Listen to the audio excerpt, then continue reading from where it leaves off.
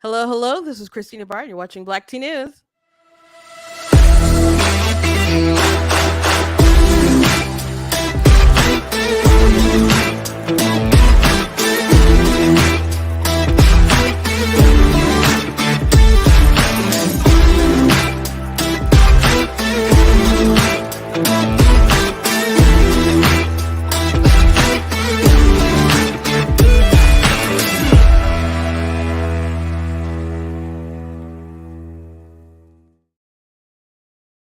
Hello, hello. Welcome to Black Tea News. I'm your host, Christina Barr, and today we'll be talking about how Senator Menendez has been indicted for charges on bribery, him and his wife. So that's interesting. But, this has been a conversation going on for a long time. I mean, they were looking into him when I was still like the Michigan Republican Party. That was like, back in the, Trump first running. And then there were some charges like dropped and stuff within the Trump administration time, but I guess they got him, or they think they got him. So we'll see how this case goes, but we'll go through the details of that. Also, want to show you a video from our education secretary, who apparently is trashing parents and doesn't appreciate your bad attitudes and stuff when you are upset about your kids. This hilarious thing about Joe Biden talking to supposed to be the Hispanic caucus, and I guess confusing for the black ones, I guess. And I don't know if he thinks they all look alike or something, but it's funny, and it just had me dying. And also, people are apparently upset over a McDonald's commercial in Japan because it just showed a family. And it's very strange. My sister called me this morning and was like, "Hey, this is going on. So I'm gonna show you some stuff." And it's pretty wild how upset people will get over something that's just really normal because they demand inclusion. And you can't just have a family that is, I don't know, heteronormative, I guess, even though it's heteronormative because it's normal, I guess. Anyway, before we jump into everything, I want to encourage you guys to go to blacktnews.com, check out different content on my website, different articles, different videos, etc. If you like what I do here, please consider leaving a donation at blacktnews.com/donate. Cost of stream, cost to run my website, all that stuff. So if you guys can support in that way, I do appreciate it. I do apologize for coming in late today, get a late start, but I had some errands and stuff that I just kind of ran over on time. So I appreciate you and your patience and being in the chat now. First time I'm on time. Ava, you are not on time. I am just actually late. So, but a win is a win. A win is a win. Thank you to those who watch live. Thank you to those who watch this back later.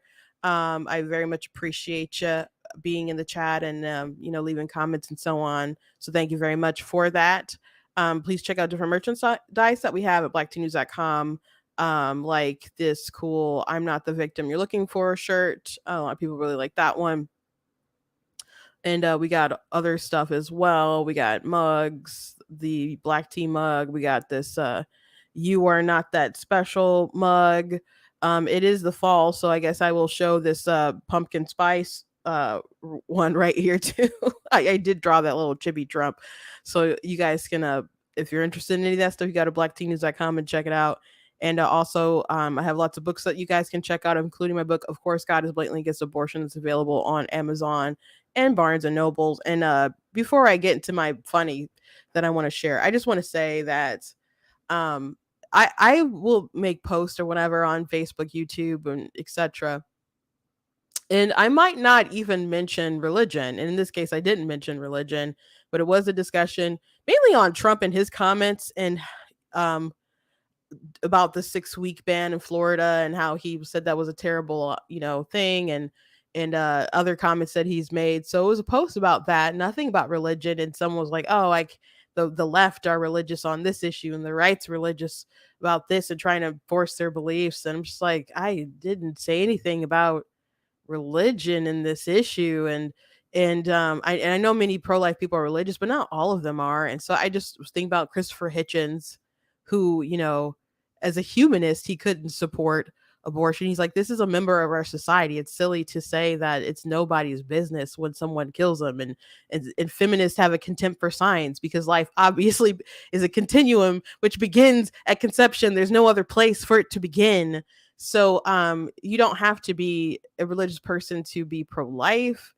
And but the craziest thing about that opinion is that everybody pushes their beliefs, or we legislate off of beliefs. And you can have data and facts that will inform and help you make up your mind about particular policies, like, crime statistics, and I don't know, stats on guns, and other stuff like that, to help you say, oh, we need to enact this, we need to do this, we need to look at the wages and the cost of living and stuff, and et cetera, blah blah blah. And then you will announce your belief and you'll try to legislate it. Like the idea that the UAW, they want a 32-hour work week. That's a desire, and if they believe that's fair for them, that's a belief. People fight for their beliefs and people negotiate their beliefs, and it becomes, policy or whatever. Like people say, oh, it's not fair for people to work and not be able to earn a living wage. And that's a belief. You may believe it very strongly, but that's a belief. You could look at climate data, and a lot of this stuff is, fear mongering or whatever. But this idea that we have to cut down all this carbon emissions and get rid of all these cars and go that's a strategy, as opposed to people are like, oh, we will just keep innovating and find ways that will help us survive, or we could go nuclear. We could go nuclear. And people debate all kinds of stuff based on their beliefs, and they push it and make it policy. So it's such a bizarre argument to me. And people who are pro-choice, your belief about the baby not being a person, that's a belief. Or it not, you, even if you acknowledge it as a life, you say, well, it's not that we shouldn't value it or protect it. That's definitely a belief. So anyway, that's one of the many reasons why I wrote my book. Of course, God is blatantly against abortion. So if we have to keep, I don't know, standing up for our values on this matter anyway, tied to religion, you might as well explain what those beliefs particularly are and how they translate and make sense into our world. So that's not all what it's about, but I encourage you guys to get it. It's available on Barnes and Noble. It's available also on Amazon. You can just search my name, Christina Albar, and a lot of my books will pop up. I have 17 altogether, 2 that are nonfiction, and the rest are fiction.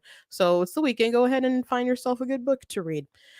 So anyway, something that I thought was really funny happened. Yes, I guess it was yesterday, but Biden was well, well, he was supposed to be addressing a group of Hispanics, and I think he forgot that. They echo what my dad taught me, and I mean this sincerely. My dad used to say, everyone is entitled to be treated with dignity and respect. The Congressional Black Caucus embodies all those values. Just think of the work we've done together on civil rights, labor rights, healthcare, education. So there was no B in the banner behind him on the step repeat, banner.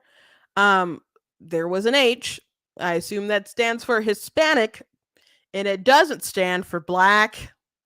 But he's a very confused person. But it's probably a good thing that he was confused, because we know when Joe Biden gets around Hispanic people, he thinks he can say all kinds of rude things about black people. And if you don't recall, let's go down memory lane a little bit in the 2020 election cycle. And by the way, what you all know, but most people don't know, unlike the African-American community, with notable exceptions, the Latino community is an incredibly diverse community. They did cut it off, the diverse community, but he also says they have incredibly diverse thoughts, and they think about different things or whatever. So essentially it all boiled down to, hey, Hispanic people, you guys are different than those blacks. They they all think alike. So you guys are different than them. And it was such a bizarre thing. It's like, bro, why are you bringing up black people? And is that just what you do? Is that what you people do? You get around other races, not even your own race. You get around other minorities and you just trash the other minorities on camera. So I didn't forget about that. I didn't forget about that at all. As a matter of fact, I think that is on my t-shirt. I have a t-shirt that has a bunch of the things that Joe Biden has done that's racist. Denounce white supremacy, defeat Joe Biden shirt. You can get a short sleeve or long sleeve since we're going into fall. And it has a list of some of his racist things on the back of the shirt. So yeah. So maybe it's a good thing that he actually was confused and thought that for a moment that he was talking to the black caucus as opposed to the Hispanic one, because if he had known that he wasn't talking to black people, there's no telling what he would have said about them, about us. There's no telling, cuz you know, he's said some off the wall stuff repeatedly. So I saw that and I laughed. I laughed. So that's the president. I didn't vote for him. If you voted for him, I hope you learned a lesson and we'll do better next time. But oh boy. Oh boy. Before I move on to this Menendez story, I do want to bring up how our education secretary was seemed upset about parents upset at school board meetings and other stuff, and their behavior, and he thinks they have bad behavior, and he just I guess would like them to calm down. There was civility. We could disagree. We could have healthy conversations around what's best for kids. I respect differences of opinions. I don't have too much respect for people that are misbehaving in public and then acting as if they know what's right for kids. So just behaving in public, like who, like the father who was upset about his daughter being sexually assaulted in the bathroom, and then them the police having to like drag him out, and then they took pictures of him and they were doing stories, and the pictures his belly was all hanging out and stuff because shirt got lifted up or whatever, and then that headline about that father made it into a letter from the National School Board Association. Now, it wasn't the whole board, it was like two people, but it was from the National School Board Association, and they sent it to Merrick Garland, and they requested that they use things like the Patriot Act to go after some of these parents. And they used that father, citing one of the examples. And by the way, there was coordination between the White House and the National School Board Association as they compiled that letter. So then Merrick Garland wanted to look into it stuff. So this is a crazy world that we're living in. Parents who are upset, and not everybody who talks about this stuff are parents, but they're might be concerned citizens. But if you're a parent and you have every right, especially well, I guess whether it's public or private. I mean, you pay for the stuff going on in the private school, but in the public school, I mean, I guess you pay for that too, your tax dollars. But you have every right to ask about what's going on, the curriculum, to know about the teachers and what's going on in the classroom. You are I mean, your children are your responsibility, and you are entrusting those children into the hands of someone else. So you got to do your due diligence. So if you hear something that you don't like, perhaps like books like this book is gay, being in not classrooms or the libraries or whatever, and they have sections about how to get on apps to talk to gay men or adults or whatever, or just gay people on apps or whatever. That's it's concerning.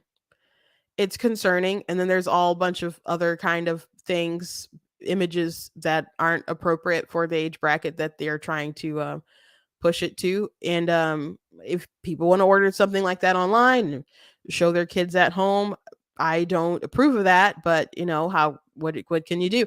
But as far as it being in reach and like public accessibility to kids, that's not appropriate. There's a story, by the way, of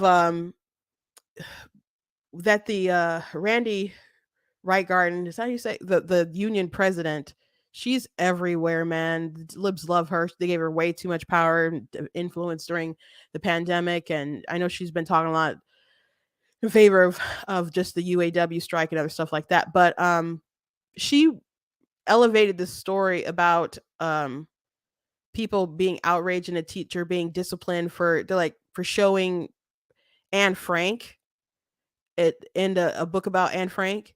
And the book is a graphic novel, and it has a depiction of like I think molestation in it, and then the teacher wanted to discuss that.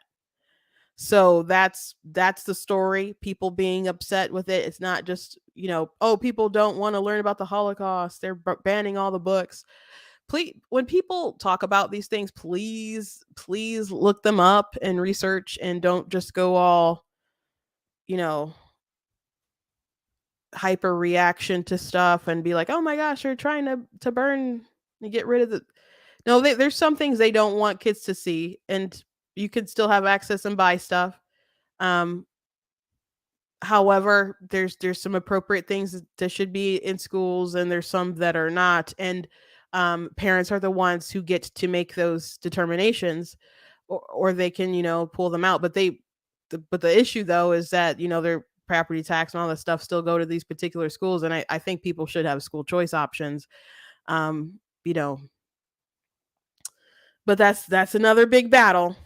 That's another big battle that we have to face. Or parents have to face. I would just I don't plan to ever put my kids in like public school myself, but I know that it at least feels to like that's not an option to a lot of parents, and they have to fight, and they should, and you should go and run for school board, and you should um, get other people to do the same and be active and engaged. And even if it's not your kid in the community, I mean, in the school or whatever, um, that's still your community that you live in, that you should want to make a positive impact, and to make sure that, I guess, when you do have kids or whatever, that it's just not going to be a cesspool. I closed yesterday's show talking about how some I don't know if they're Republicans or they're just people who dip into, I don't know, vote kind of populist or whatever, but I assume not conservative, but they have opinions like, why do you care if people abort their kids, or why do you care if they're sterilizing their kids, and you know, they're, you know, getting rid of themselves. I'm like, one, that's, I think that's a pretty evil standpoint, but two, it's dumb because these sort of ideologies don't just stay in one location, they spread. So you may be like, I'm on my conservative island over here. They'll just keep taking over the cities and taking over whatever. And then they move, and then they take over your areas too. And think about these red states that are getting a little bit bluer. They go to their states, and their states get bluer and more messed up, and they ruin their stuff, and then they're like, oh gosh, it's really sucks being here. It's really dangerous. The prices are really high. There's hobos crapping on the street and sticking themselves with needles, and they just keep taxing and taxing and taxing. Oh my gosh, let me take my family somewhere else, and let's make a drag queen story hour in Texas. You know, let's spread the inclusion places. People don't just stay in their little corner. They come to yours, and then they try to convert your folks. And then one day you send your kid to college, and then the next thing you know, all of her hair is chopped off, and maybe her breasts too. I don't know, but and I know that's an extreme thing. But yeah, there are definitely people who have sent their kids to college, and maybe their breasts aren't gone, but maybe their hair is purple, and and suddenly they don't believe in God anymore and all kinds of values that you instilled within them. So don't think that you're safe in your bubble, and that stuff's not going to come to you. Don't think that. And then you have a child, and they feel pressured by the folks around them, and they're guilted, and the next thing you know, you're someone who supported life, but your daughter all of a sudden doesn't have share the same values anymore, and maybe she aborts a grandchild or something. I don't know, or she's at least advocating that other people do the same.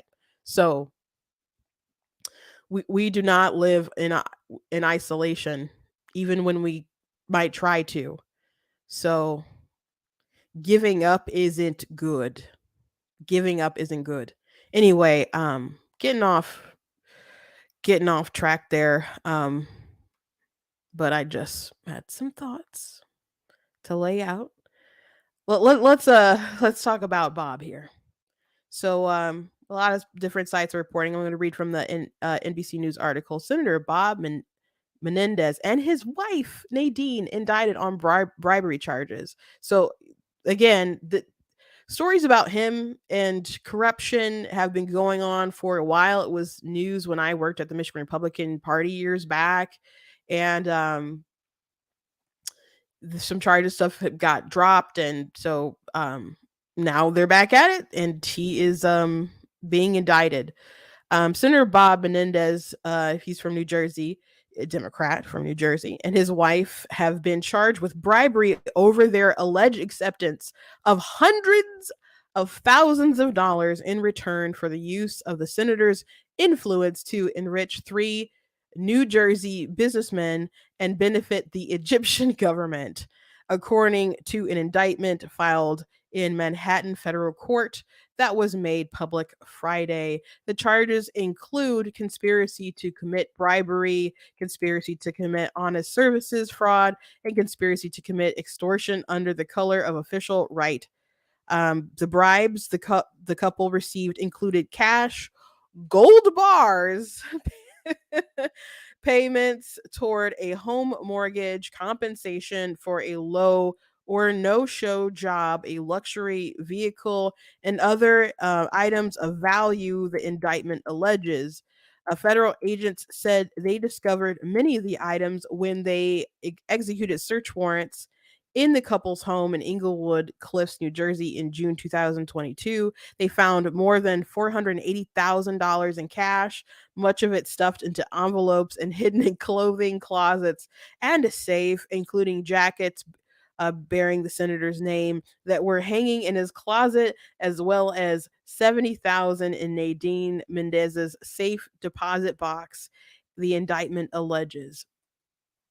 So let me just share my screen so you guys can see the photo here. Oh boy.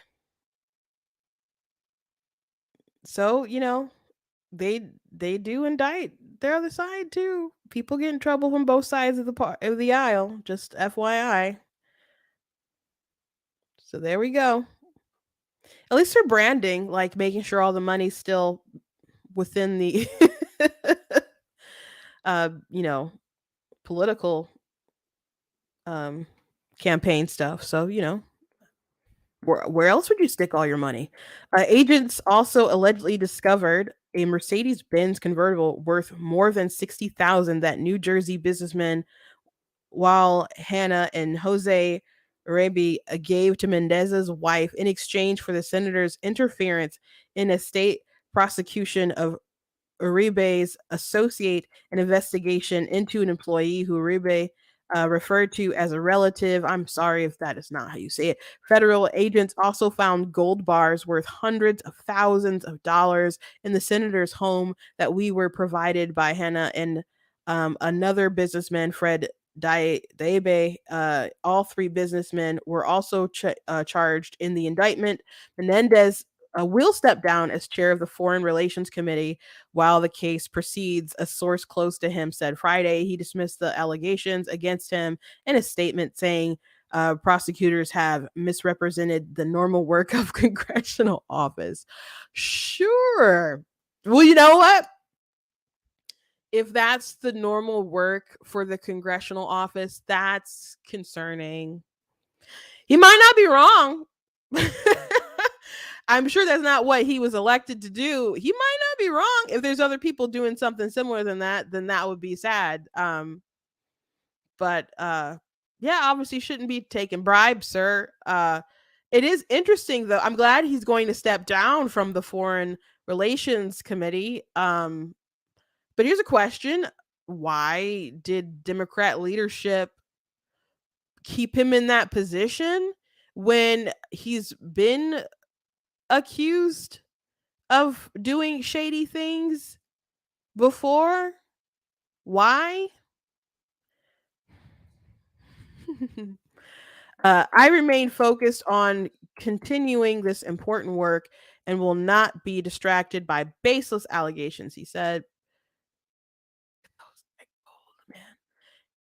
Nadine Menendez's lawyer, David Shetler, said in a statement that she denies any wrongdoing and will defend vigorously against these allegations in court. The senator and his co-defendants are expected to appear in the U.S. District Court for the Southern District of New York and Lower Manhattan at 10:30 a.m. Wednesday and will be arraigned later that day. The U.S. Attorney for the Southern District of New York, Damian Williams, announced the charges at a news conference on Friday. Williams noted that Menendez's Senate website says he can't compel an agency to act in someone's favor, influence matters involving private business, or get involved in criminal matters. We allege that behind the scenes, Senator Menendez was doing those things for certain people, the people who were bribing him and his wife. The investigation in the case of ongoing, Williams said, asking that anyone with knowledge of the matter will call the FBI's tip line. Among the allegations in the indictment is that Menendez provided sensitive U.S. government information and took other steps that secretly aided the government of Egypt. It also says the senator pressured an official at the U.S. Agriculture Department for the purpose of protecting a business monopoly granted by Egypt to Hannah, who is an Egyptian American. According to the indictment, Hannah and Nadine Menendez's wife were friends for many years before she started dating the senator. In early 2018, she informed Hannah that she was dating Menendez, and in the following months and years, they worked to introduce Egyptian intelligence and military officials to the senator for the purpose of establishing and solidifying a corrupt agreement in which Hannah, with assistance from two other businessmen, provided hundreds of thousands of dollars of bribes to the senator and his wife in exchange for Menendez acts of breaches of duty to benefit the government of Egypt and others, including with respect to foreign military sales and foreign military financing, the filing alleges. So that's pretty wild, guys. Around March 2018, Menendez met with Egyptian military officials at a meeting arranged and attended by his then girlfriend, Nadine Menendez, and her friend Hannah at the senator's office in Washington, D.C. The indictment says the meeting did not involve professional staff from the Senate office or the Senate Foreign Relations Committee. In May 2018, the indictment alleges the senator sought non-public information regarding the number of nationality of persons serving at the U.S. Embassy in Cairo, Egypt, from the State Department, which was considered highly sensitive because it could pose significant operational security concerns if disclosed to a foreign government, if made public without informing any of his staff on Capitol Hill or the State Department. He texted that information to his then girlfriend, Nadine. She forwarded it to Hannah, who then forwarded to an Egyptian government official, the filing alleges. And I did see that in the indictment. The same month, the indictment alleges that Nadine conveyed a request from the Egyptian official to Menendez seeking assistance in editing and drafting a letter lobbying other U.S. senators to support U.S. aid to Egypt. prosecutors say Menendez secretly edited and ghost wrote the request letter on behalf of Egypt, seeking to convince other U.S. senators to release a hold of $300 million in aid to Egypt. He sent the ghost written letter to her from his personal account, and then she forwarded it to Hannah, who then relayed the draft to Egyptian officials. The indictment says that the couple deleted the email in which Nadine and Menendez to write the letter and asked Menendez to write the letter. In March 2020, Nadine Menendez texted an Egyptian official that anytime you need anything, you have my number and we will make everything happen. The indictment says a few days later, she arranged for Menendez to meet with that official, whom she referred to as the general, to discuss negotiations over a dam on the Nile River in the region of Ethiopia, Sudan, and Egypt. Eventually, the senator reached out to the secretaries of Treasury and state in a letter saying he was writing to express my concern about the stalled negotiations. The indictment also alleges Menendez promised to and did use his influence and power to breach his official duty to recommend that the president nominate an individual for U.S. attorney to the District of New Jersey who Menendez believed he could influence regarding the federal prosecution of New Jersey developer Dibes. A spokesperson for Hannah said they are reviewing the charges, but based upon our initial review, they have absolutely no merit. Dibes' lawyer said in a statement, based upon our review, we are confident that Mr. Dibes will be completely exonerated of all charges. If convinced, Menendez and his wife will have to forfeit to the U.S. any and all property, real and personal, that constitutes or is derived from proceeds traceable to the commission of said offenses. The indictment says, although forfeitures would need to be approved from a judge, that would include their home in Englewood Cliffs, New Jersey, the Mercedes-Benz convertible, more than $486,000 seized from the home, almost $80,000 seized from a safe deposit box, and several gold bars taken from their home. The indictment comes after a year-long corruption probe led by Williams's office. Menendez has previously denied any wrongdoing, saying in May, I am sure it's going to end up at and absolutely nothing. The indictment is the second the senator has faced since he was elected to the Senate in 2006. He was charged in 2015. I remember that, with illegally accepting favors from a Florida eye doctor, indicating flights on private jet, 3 nights at a 5-star hotel in Paris, and more than $700,000 in political contributions for him and the Democrat Party. The case ended in a mistrial after jurors were unable to reach a unanimous verdict. Federal prosecutors decided not to retry him. Menendez appears to be the first sitting senator in U.S. history to be indicted on 2 unrelated criminal allegations. According to data compiled by the Senate Historical Office, the senator was elected to a 3rd term with 54% of the vote, is up for re-election next year. That's interesting. So,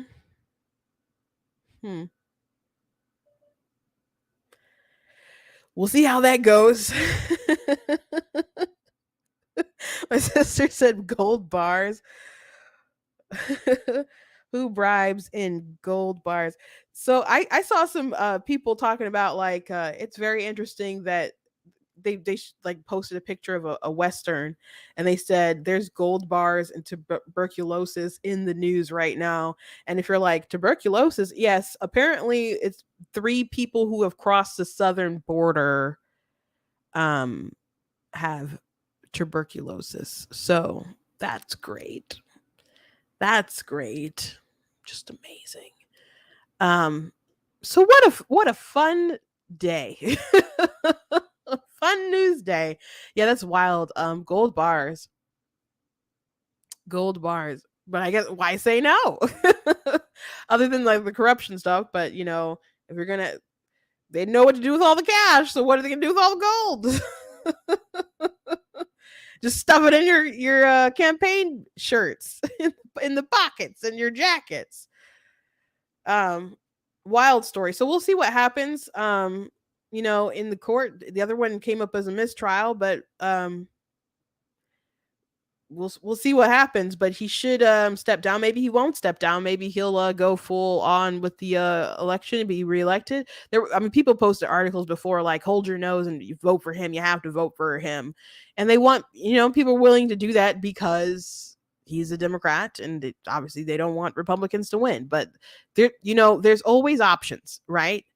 When it's primary time, you don't have to go with the person who is just kind of the worst. You have options, you have choices. So he could step down and they could appoint someone else and just maybe run that person, or there could be a primary challenger and the voters could be like, okay, we're going to pick this person instead. That could be a thing. But people get in their minds, they just don't care as long as their side is winning, I guess. Very strange. But anyway, let's move on. So there's an ad that people are flipping out about, I guess. And it's Berry Nothing Burger. But Japan decided to put out a little anime, McDonald's commercial type thing, and the outrage is kind of interesting. So it's not long. So here we go.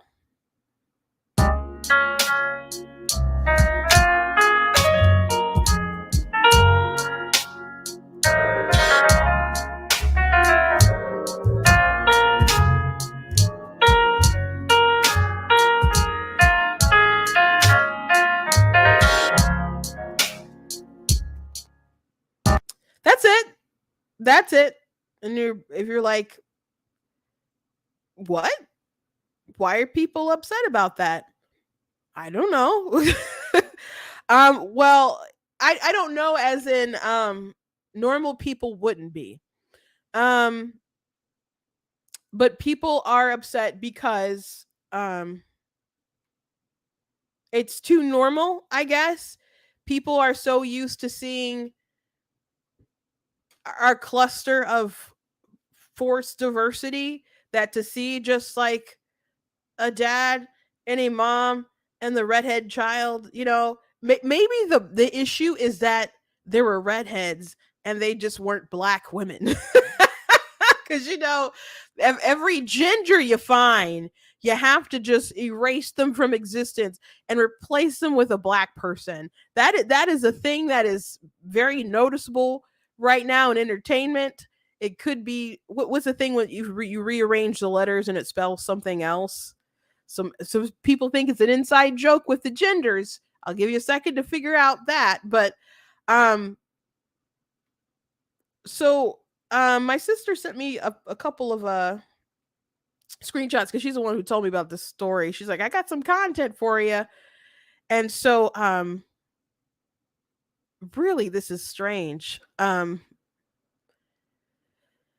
People legit mad about this. So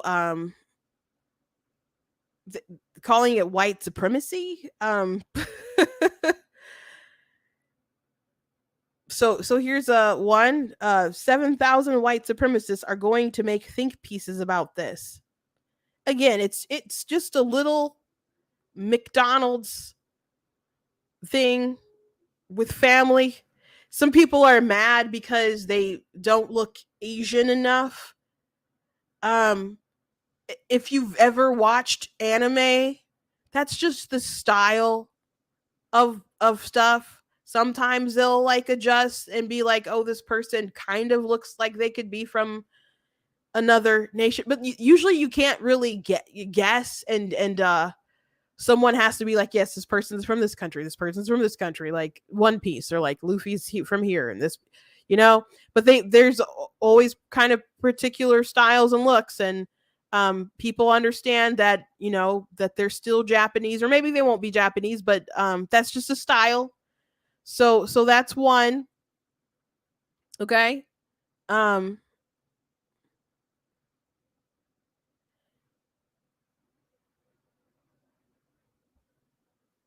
I don't understand what's on in this. Basically, Japan is a holy grail for white supremacy because it's relatively racially homogenous, hence based and family oriented ads like these play into the trad, wholesome community image many associate with Japan and find lacking in the West.